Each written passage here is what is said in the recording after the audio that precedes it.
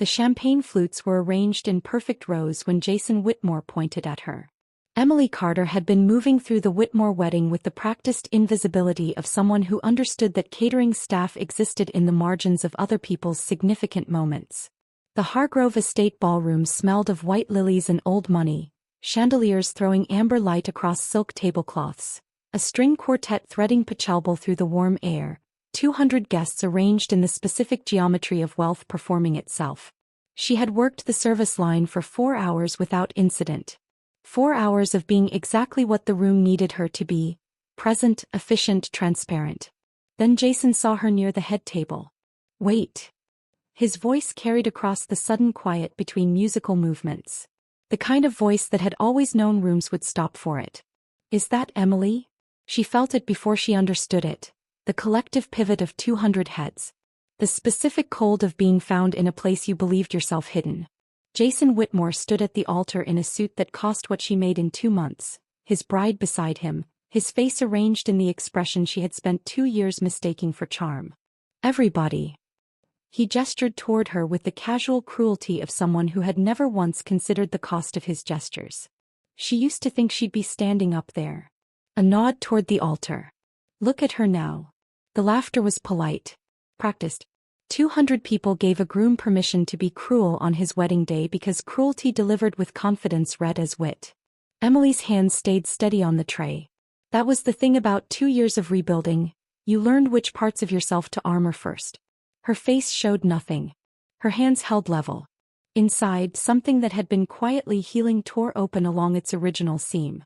She had loved him. Foolishly, completely, in the way that women loved men who were always slightly more certain of their own worth than the evidence supported. She had given him 14 months, her savings account twice, and financial records she had compiled for his family's investment portfolio because he had asked, and she had trusted him, and trust, she had learned, was the most expensive thing she had ever offered anyone. The officiant cleared his throat. Prepared to continue. A chair scraped. Third row. The sound of it. One chair, deliberate, unhurried, cut through the laughter the way a single note could cut through noise when it arrived at exactly the right frequency. The man who stood was not tall in the way that demanded attention. He was still in the way that commanded it. Dark suit, no tie, the kind of face that geography and decision had shaped rather than genetics alone. His hands were at his sides. He looked at the altar without expression. "Stop." One word. Not loud. Not theatrical. The voice of someone who had never needed volume to be the loudest thing in a room. Jason's smile didn't move. "Excuse me. The vows don't happen." Michael Vale's eyes moved from Jason to the bride.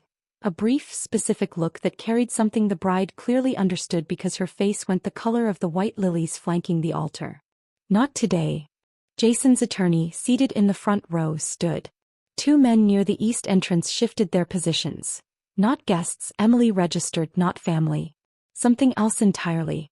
The kind of men who moved like furniture until a room needed them not to. "Who are you?" Jason's voice had acquired an edge. The polished confidence developed a crack. Michael didn't answer. He looked instead at Emily. Direct. Unhurried.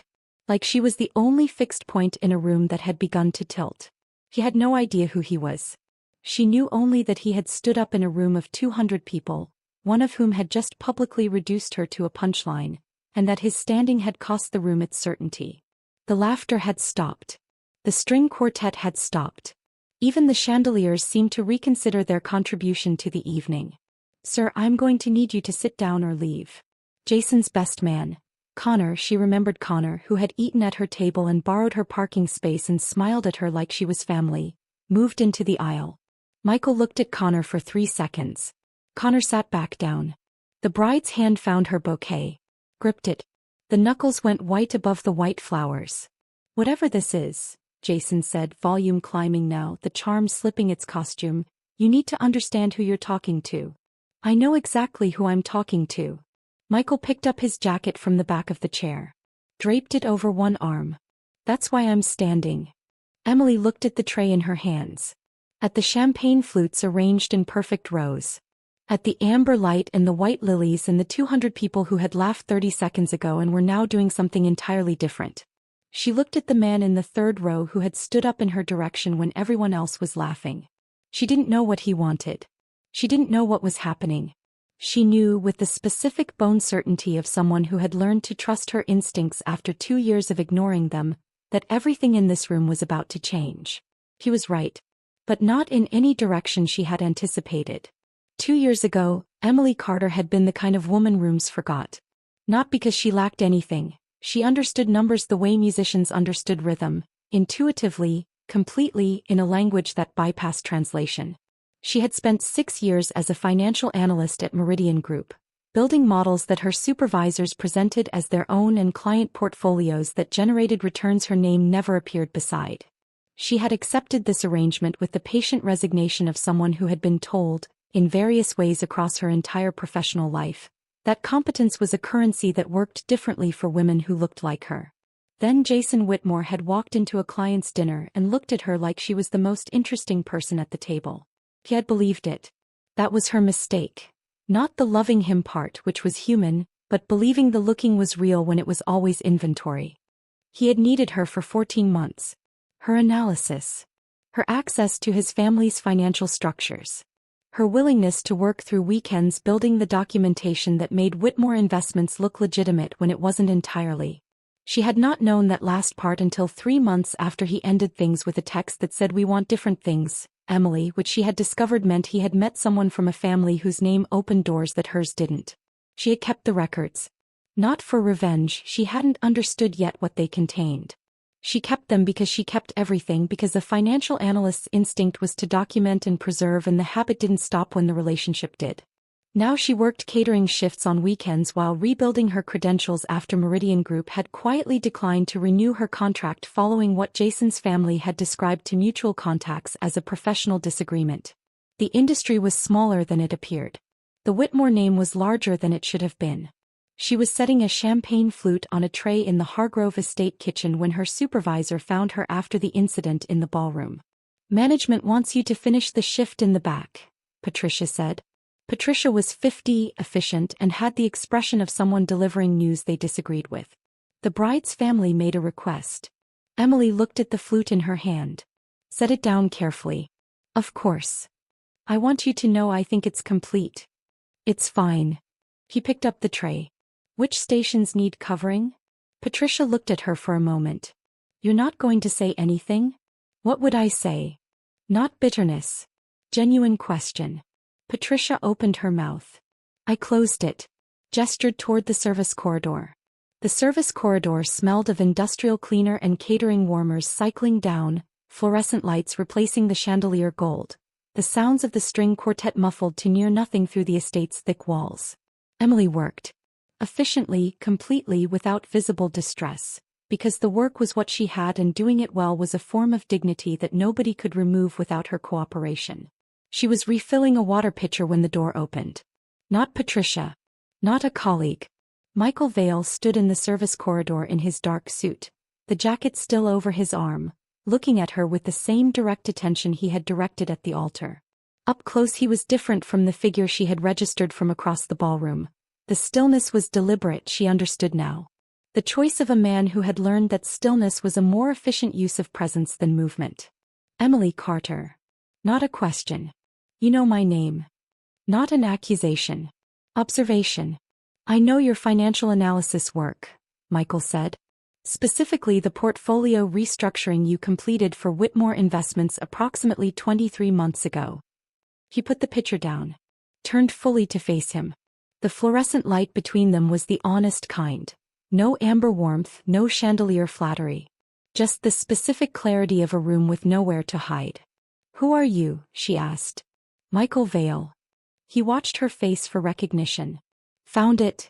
Not alarm she registered, but the specific recalibration of someone placing a name against a set of information they already held. Michael Vale. The name appeared in the financial press adjacent to words like Eastern Corridor and infrastructure and the kind of investments that required knowing which questions not to ask. The kind of name that appeared at the edge of legitimate business and something else entirely. Why are you in the catering corridor? She said. Because you're in the catering corridor. He leaned against the wall. A casual gesture that was not casual. And because the records you kept from your time with Whitmore Investments contain something you may not understand the value of. Her hands were steady. Her voice was steady. Inside, something was paying very close attention. What records? The ones you built for the family's secondary portfolio. His eyes were on her. Not the social performance of attention, the actual kind. The documentation shows a parallel flow of funds through 3 wedding vendor accounts and 2 registered charities over 18 months. Emily held his gaze. Something her financial analyst's mind had flagged and filed and not known what to do with was suddenly resolving into a shape she recognized. That's money laundering, she said quietly. Yes, Michael Vale said. And you documented it perfectly without knowing what you were documenting. Pause. I need to know if you still have it. She looked at him for a long moment. The catering warmers cycled. The string quartet was audible again. They had resumed, the wedding apparently continuing in some form despite the interruption in the ballroom. The fluorescent light did its honest work between them. Why would I give financial records to a man I met 4 minutes ago in a service corridor? Michael Vale almost smiled. Almost. You wouldn't. That would be extremely poor judgment. He pushed off the wall. What you might do is tell me whether the records exist and let me explain why that matters. To you specifically, before you decide anything. She crossed her arms. The picture was on the shelf behind her. Talk. Jason Whitmore's family has been using wedding vendor accounts, florists, caterers, photographers, as pass-through entities for cash generated by a distribution network operating in the Callaway district. He said it with the flat precision of someone delivering a briefing, not a confession. They've been doing it for 3 years. The woman Jason is attempting to marry today is Adriana Reyes. Her father is Marcus Reyes. A beat. I have an arrangement with Marcus Reyes that predates this wedding by 7 years. Emily uncrossed her arms. You're saying the Reyes family doesn't know what the Whitmores have been using their daughter's wedding for? Adriana doesn't know, Michael said. Marcus is beginning to suspect. Which is why I'm here, not to stop a wedding, but to stop a money laundering operation from acquiring legitimacy through a Reyes family alliance. His eyes stayed on her face. Reading it. The records you kept would give Marcus Reyes everything he needs to dissolve this arrangement without a war. And what does that give me? The question landed between them. She had asked it without softening it, without the apologetic framing she had spent years applying to direct statements, and it remained in the air exactly as she had placed it. The documentation is from your time as Jason's financial analyst, Michael said. If Whitmore goes down for money laundering, your name is in those records. The question is whether it appears as a participant or a witness. He looked at her steadily. Right now it could go either way. With my assistance and your cooperation, it goes one way specifically. Emily looked at the wall. At the institutional paint and the humming warmers and the muffled string quartet playing something romantic for a room full of people who didn't know they were attending a financial crime. He ended things with me 3 months after I finished the portfolio, she said. Not for sympathy. Assembling the timeline out loud. He would have known by then that the documentation existed and that I'd kept copies. Yes. Tonight wasn't spontaneous. Her voice was very even.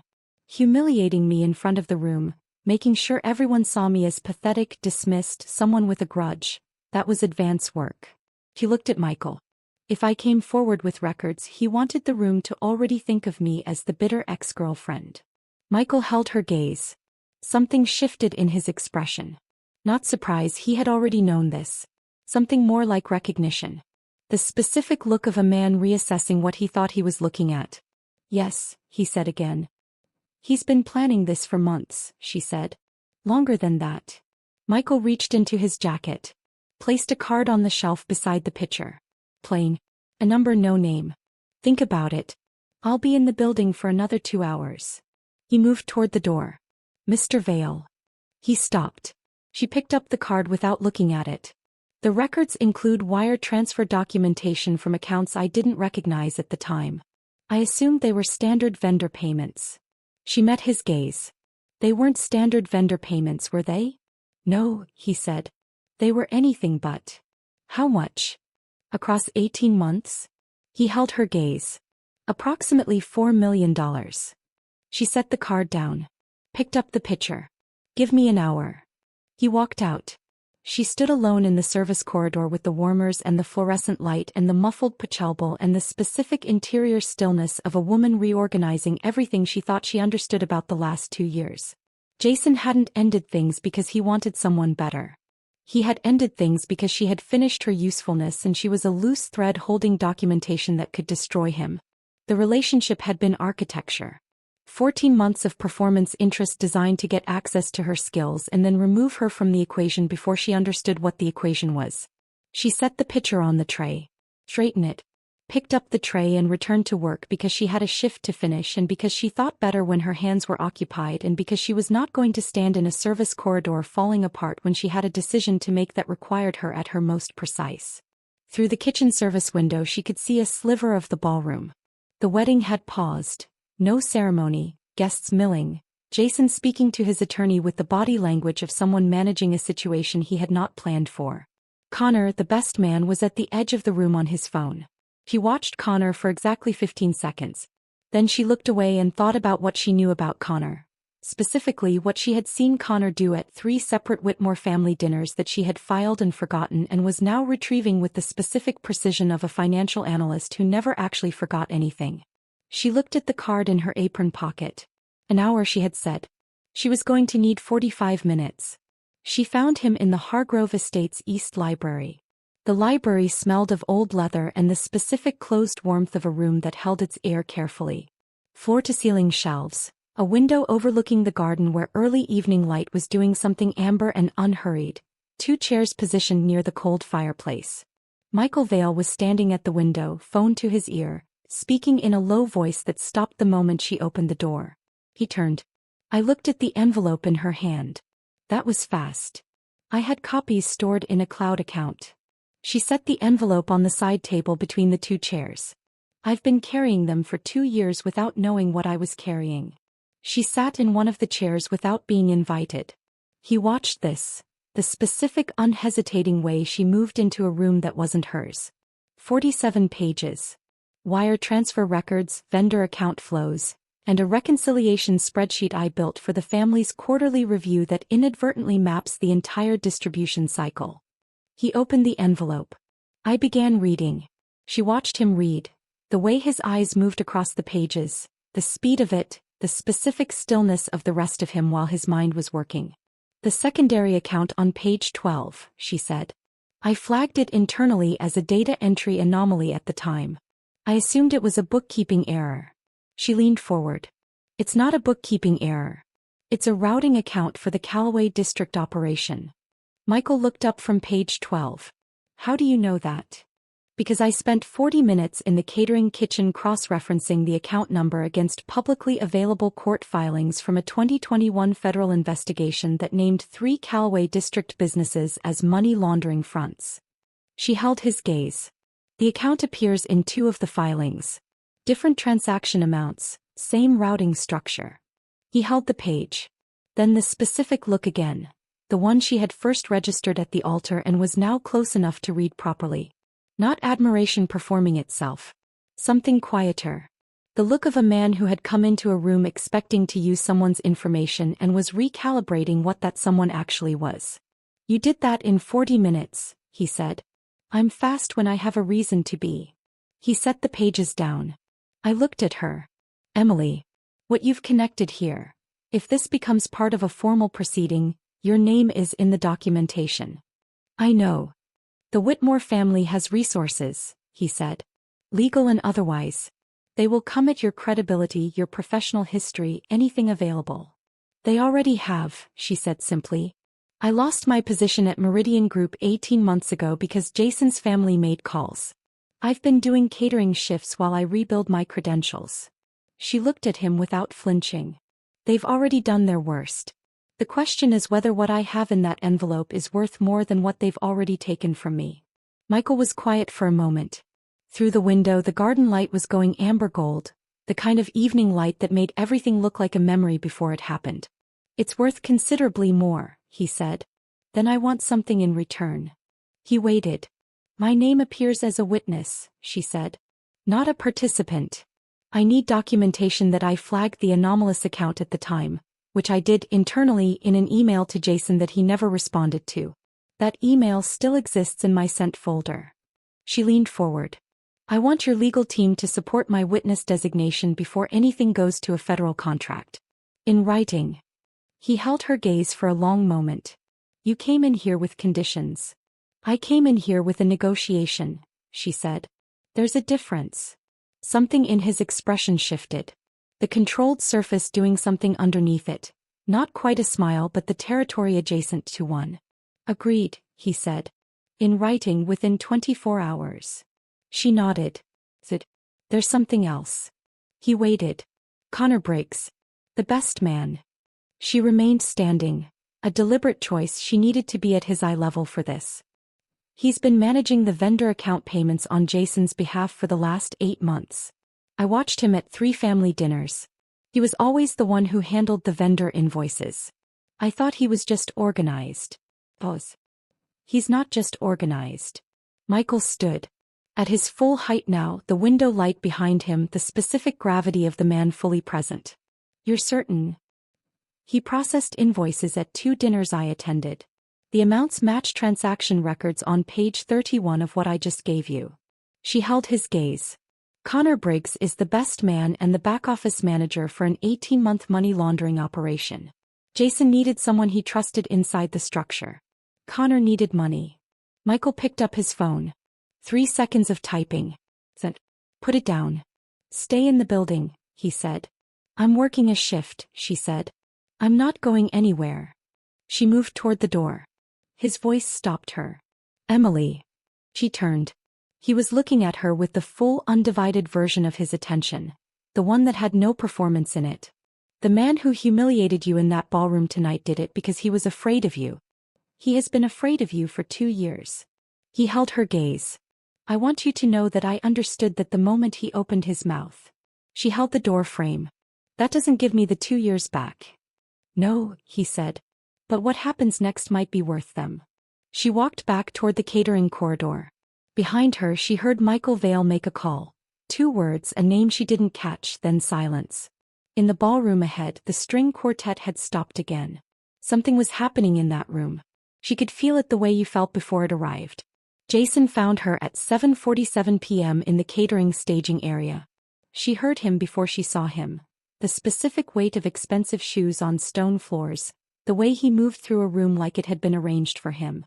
The staging area smelled of warming trays and the sweet edge of the wedding cake that hadn't been cut yet, fluorescent work light replacing the ballroom's amber warmth. He closed the door. You gave him something. Not a question. His voice had shed the wedding performance entirely. This was the version she had learned too late was the real one. Flat. Precise. The tone he used when he was calculating rather than charming. Whatever you brought to that library, you need to give me the original and delete every copy. Emily set down the tray she was carrying. I turned to face him. The originals are already with someone who knows what to do with them. Emily. He moved closer.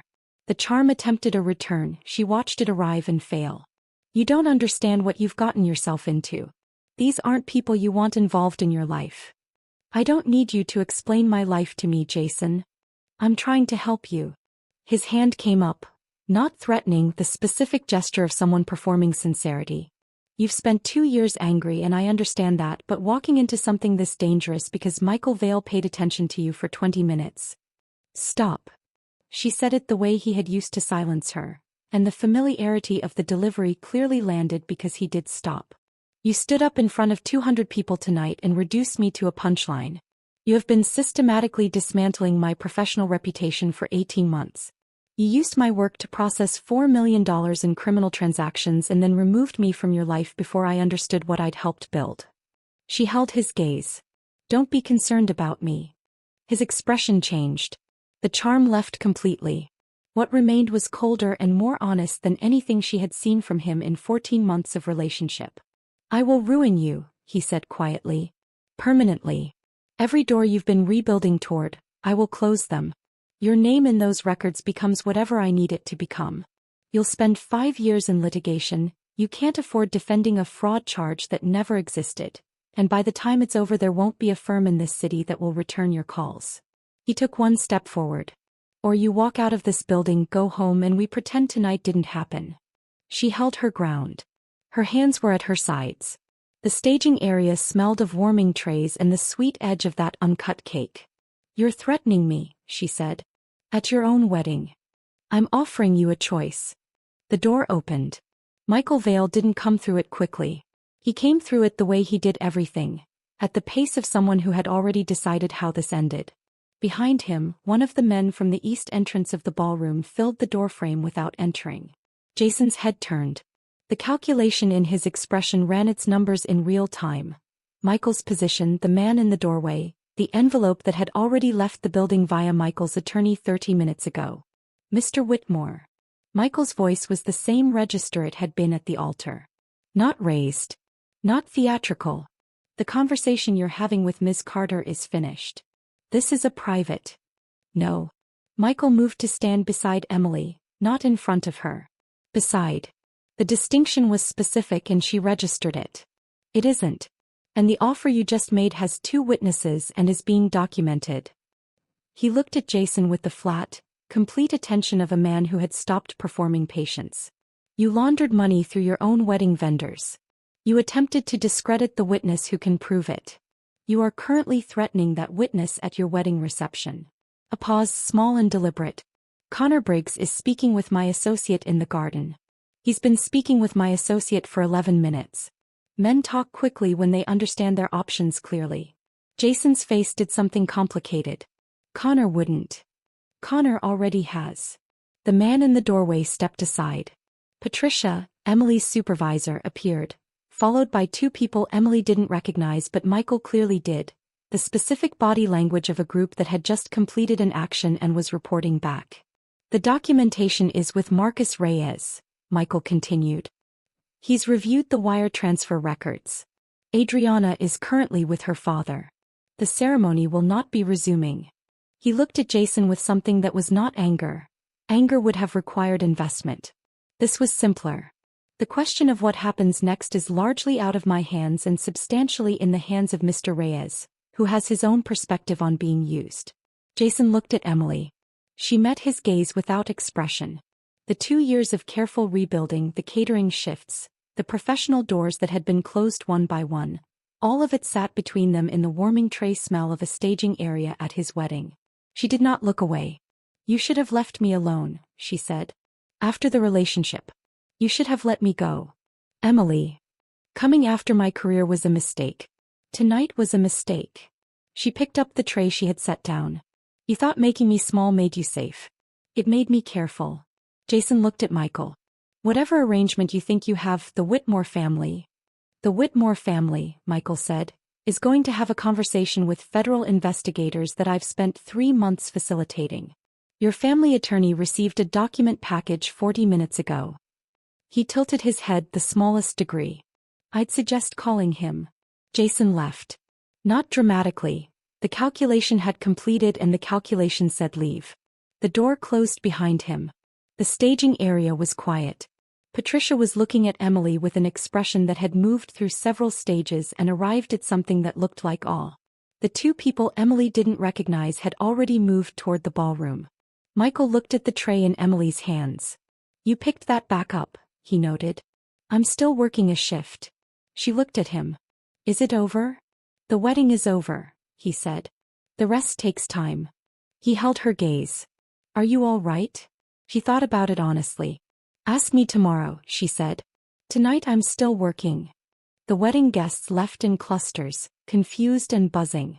Emily worked through the breakdown, collected glassware, stacked plates, moved through the ballroom with the practiced efficiency of someone who understood that the room needed to be returned to its neutral state regardless of what had happened inside it. The string quartet packed their instruments. The florist team began removing arrangements. The chandeliers kept their amber warmth over a room that was becoming a room again, ordinary, unremarkable. Patricia worked beside her without being asked to. "You don't have to finish," she said. "I told you I would." Emily stacked the final row of champagne flutes. "I finish what I start." She was carrying a tray toward the kitchen when she saw Adriana Reyes. The bride, former bride, was seated in one of the chairs near the east window, still in her dress, her bouquet on the floor beside the chair like something set down carefully before a decision. She was dry-eyed. That was the thing about her, she had not been crying. She was thinking, in the specific focused way of someone reorganizing a large amount of information. Emily set the tray on a nearby table. Can I get you something? Water, coffee? Adriana looked up. The recognition was immediate. She had been in the ballroom during Jason's announcement. You're Emily. Yes. He talked about you. Adriana said it without cruelty. As information. He framed it as, he said you'd had difficulty accepting the end of the relationship. That you'd been professionally unreliable. She looked at Emily steadily. He told me this 2 months ago. I think now I understand why he told me. Emily held the table edge. Advance work, she said. In case I become a problem. Yes. Adriana looked at the bouquet on the floor. My father is very angry. Not at me, he's been very clear about that. He's angry at the situation. Pause. Michael Vale is someone my father has worked with for a long time. He didn't tell me Michael would be here. He didn't know what he'd find when he came, Emily said. Adriana looked up. You gave Michael the records. Yes. Were you trying to stop the wedding? Emily thought about that honestly. I was trying to make sure that if I gave them to someone, it was the right someone. She met Adriana's gaze. Stopping the wedding wasn't my goal. But I'm not sorry it happened. Adriana held her gaze for a long moment. Neither am I. She stood. Picked up the bouquet. Hold it for a second, then set it on the chair. Left it there. Thank you, Emily. She walked toward the exit where her father was waiting. A man Emily caught a glimpse of, silver-haired, the specific stillness of someone who had been waiting with controlled patience for approximately the length of time it took his calculation to complete. Emily picked up her tray. Continued toward the kitchen. Michael was in the kitchen doorway. She almost walked into him. Stopped with 6 inches between them, the tray between her and the doorframe. The kitchen smelled of clean surfaces and the residual warmth of catering equipment powering down. His jacket was on again, buttoned now. Adriana Reyes just thanked me, Emily said. She would. He stepped back to let her through. Her father wants to speak with you. She set the tray on the counter. Turned. Why? Because the documentation you provided will be part of a formal proceeding, Michael said. Marcus Reyes wants to express his position personally before that begins. He watched her. You don't have to. I can communicate whatever you want to relay. No, she said. I'll speak to him. He looked at her for a moment. Emily. What you did tonight, coming forward, negotiating the terms, identifying Connor, that wasn't something I expected. What did you expect? Someone angry, he said. With information. That's useful, but it's a different thing. He held her gaze. You weren't angry. You were precise. I've had 2 years to be angry, she said. Anger is expensive. I couldn't afford it and work at the same time. He held her gaze. The work, he repeated. Rebuilding. She gestured vaguely at the catering kitchen. This isn't who I am. This is what I'm doing until I can get back to who I am. She met his eyes. Tonight accelerates that timeline depending on how the proceeding goes. My witness designation, the timeline on the documentation, will be exactly as we agreed, he said.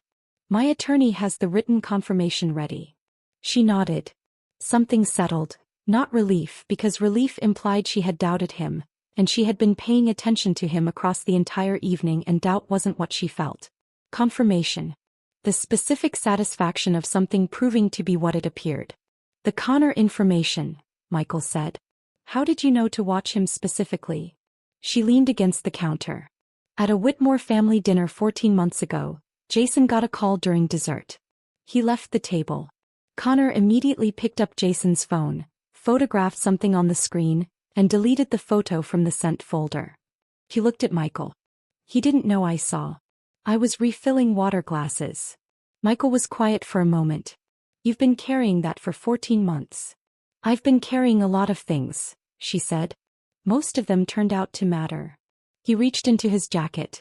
Placed a card on the counter beside her. Not the plain one from earlier, a different one. My attorney's direct line, he said. For the proceeding. But also, he stopped. Then, also because I'd like to have a conversation that isn't about Jason Whitmore. She looked at the card. What kind of conversation? The kind where I ask about the work you're getting back to, he said. And you tell me. He picked up the card. Put it in her apron pocket beside the first one. Ask me tomorrow, she said.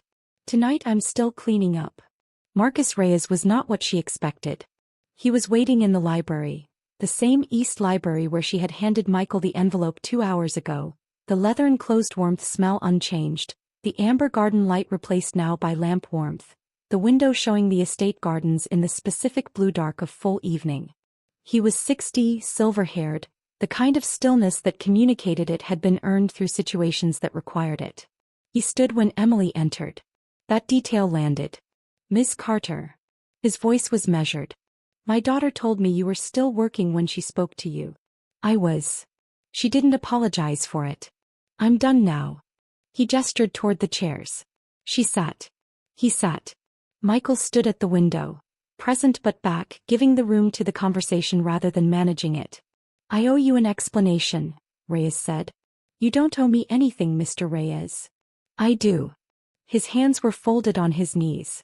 The arrangement between my family and the Whitmore family was my oversight. I had concerns about the Whitmore financial structure that I did not investigate sufficiently because the alliance seemed strategically valuable. He held her gaze. My daughter nearly married a man who was using her family's name to legitimize criminal transactions. That would have put her and my organization in a position of exposure that... He stopped. Started again. The documentation you provided prevented that exposure. Emily looked at her hands. At the catering uniform she was still wearing. At the library that smelled of leather and the specific weight of a room where serious things were being discussed by serious people. I didn't do it for your family, she said. I want to be clear about that. I did it because it was the right thing to do with what I had. I know, Reyes said. That's why I'm here. He reached into his jacket. Placed an envelope on the side table. The same side table where she had placed hers hours ago. My organization has legitimate subsidiaries. Financial advisory, portfolio management, investment analysis. The man who runs our financial oversight is retiring in 3 months. He held her gaze. Michael tells me your credentials are in rebuild. I can accelerate that process. The position is real work, properly compensated with a title that reflects what you actually do. Emily looked at the envelope. Then at Reyes. Then briefly at Michael, who was looking at the garden. Deliberately not influencing the room. You're offering me a job, she said. I'm offering you a position you're qualified for, Reyes said. The Whitmore family spent 18 months narrowing your options. I'm offering options. He met her gaze. There are no other conditions. This isn't payment or leverage. It's a straightforward professional offer. She picked up the envelope. Hold it. Did not open it. I'll look at it, she said. Reyes nodded. Stood. The conversation complete in the specific way his conversations seemed to complete, when the essential thing had been said and everything after was administrative. One more thing, he said. Jason Whitmore will be making claims about your involvement in the financial documentation. His attorney has already begun that process. We have confirmation of filings made in the last hour. He held her gaze. My legal team will be responding to those filings tomorrow morning. Michael's attorney has your witness designation confirmed. Between those two things, whatever Jason attempts to build against your name will find no foundation. He walked out. Emily sat in the library for a moment. The lamp warmth. The leather smell. The envelope in her hand. Michael moved from the window. Sat in the chair Reyes had vacated. You didn't answer him directly. I said I'd look at it, she said. That's a direct answer. Most people would have said yes immediately. I'm not most people. She looked at the envelope. I don't make decisions when I'm still inside the situation that prompted them. I make them when I've had time to assess. He held her gaze. That's very disciplined. It's kept me from making Jason Whitmore's kind of mistakes. She set the envelope on the table. What happened to Connor? He's cooperating, Michael said. He had less invested than Jason. His cooperation reduces his exposure significantly and increases Jason's considerably. He held her gaze. Connor spent 8 months helping launder $4 million for a 15% cut. He spent the last hour explaining exactly how it worked. He borrowed my parking space twice, she said. Ate dinner at my table 3 times. He was always very friendly. She looked at the envelope. People show you what they think you'll accept. Michael was looking at her with the attention that had been building all evening. The quality of it was different now from the library 2 hours ago. Less assessment. More something else. Emily, he said. She looked up. The conversation I mentioned. Not tomorrow. He held her gaze. Tonight if you're willing. There's a place in the Callaway district. Not the Hargrove estate, not anything like this. Somewhere real. Vows. I'd like to buy you dinner that you don't have to serve. She held his gaze across the lamp warmth. 2 chairs, 1 side table, an envelope, and the long day of the most significant evening of the last 2 years between them.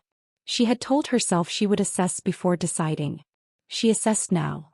The man who had stood up in a room of 200 people, who had let her negotiate rather than accepting her gratitude, who had positioned himself beside her rather than in front of her, who had stepped back in this room to give Reyes's offer its proper space rather than using the moment for his own angle.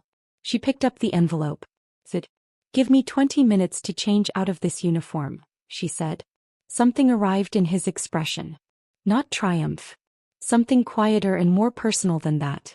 "I'll be at the east entrance," he said. She walked toward the door. At the threshold she stopped. Turned back because something needed to be said and she had spent 2 years not saying things. "Jason called me pathetic in front of 200 people tonight," she said. "He thought it made me smaller." She met Michael's eyes.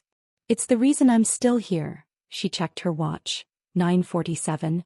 "Because being made small made me careful. And being careful is the most dangerous thing I know how to do."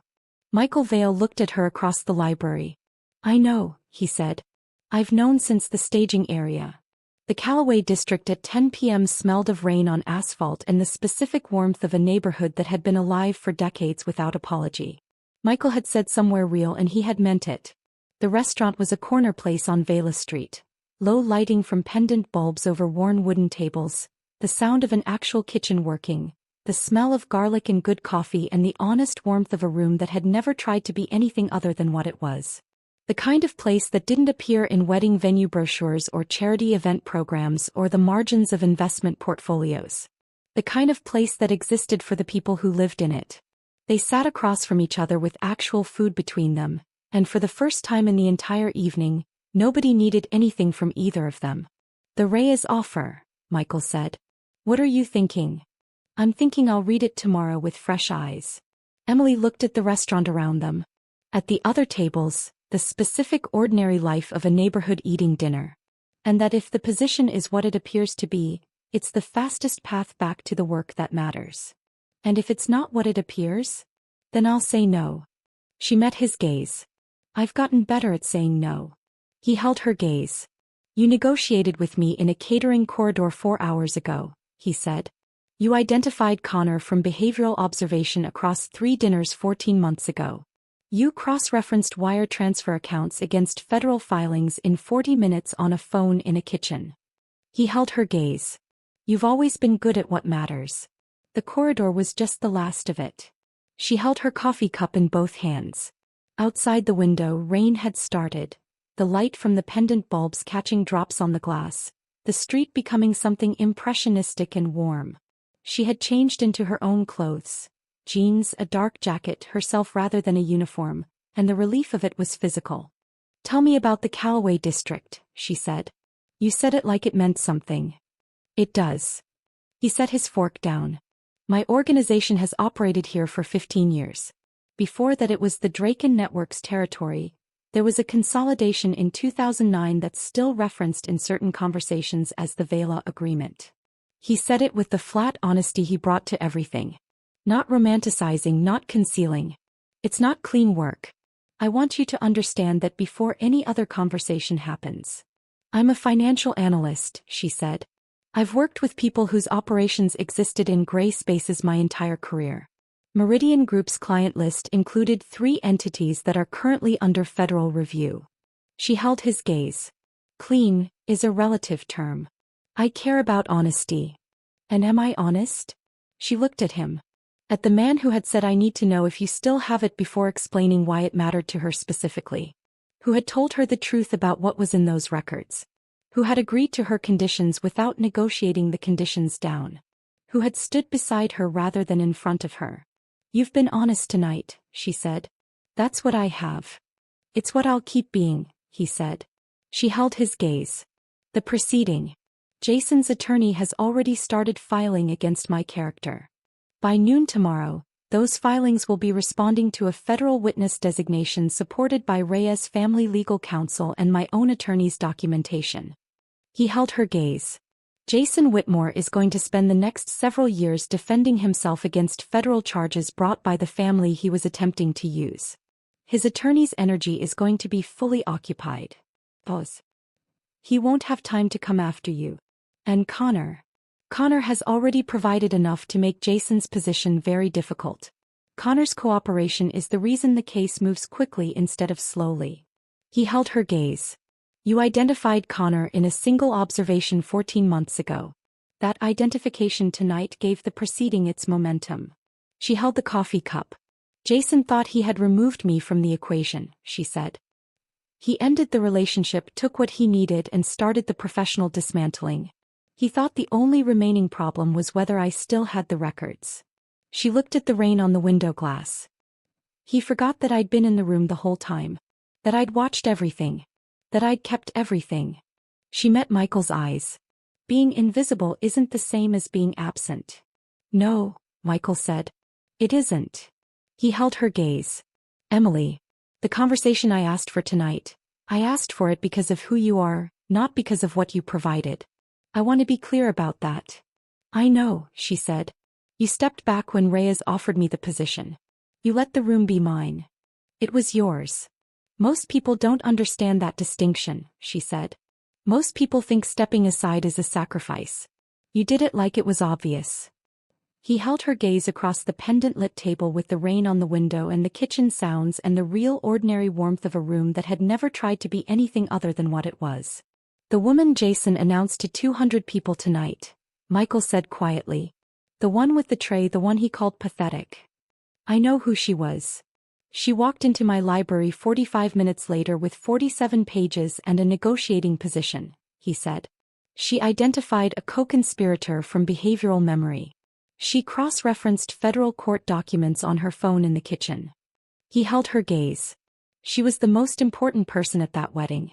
She was the reason it stopped." Emily looked at the rain on the window. At the pendant light doing its warm work. At the Callaway district eating dinner around them, alive and unremarkable and real. "They underestimated the wrong woman," she said quietly. "Yes," Michael said. "They did." The rain continued. The kitchen worked. The pendant lights held their warmth over the table. The woman who had been called pathetic in front of 200 people was sitting in a real room having a real conversation with a man who had seen her clearly from across a ballroom and had not looked away since. She had not been rescued. She had not been positioned or managed or used as an instrument. She had walked in with what she had, negotiated for what she needed, done the work at her own pace and arrived at exactly this table. She had always been capable of this. The world had simply arranged itself so she could prove it. "The Reyes position," she said. "If I take it, and I'm not saying I will, I need the financial oversight to be real. Not a title without authority." "Marcus Reyes does not offer titles without authority," Michael said. "Good." She picked up her coffee. "Then I'll read it tomorrow." He picked up his. "And tonight." She looked at the rain on the window. At the room. At him. "Tonight," she said, "I'm just sitting here." That was enough. More than enough. Everything. The most powerful truth of the evening was not the stopped wedding or the federal documentation or the dismantling of Jason Whitmore's carefully constructed future. It was simpler and more durable than all of that. The woman they dismissed had never been invisible. She had simply been in rooms full of people who were too small to see her. Tonight one person looked. And one person looking clearly was enough to change every room that came after. If you want to debate something, here it is. Jason was publicly exposed at his own wedding. His fraud was dismantled. His future collapsed. His name was handed to federal investigators. But he walked out of that ballroom on his own feet. Was that justice? Or did the woman he humiliated, manipulated, and professionally destroyed for 2 years deserve to watch him face something more permanent? Leave your answer below. I want to know where you stand. If this story stayed with you, like, subscribe and come back. The Callaway District has more stories. And the next woman they underestimate? She's already 3 steps ahead.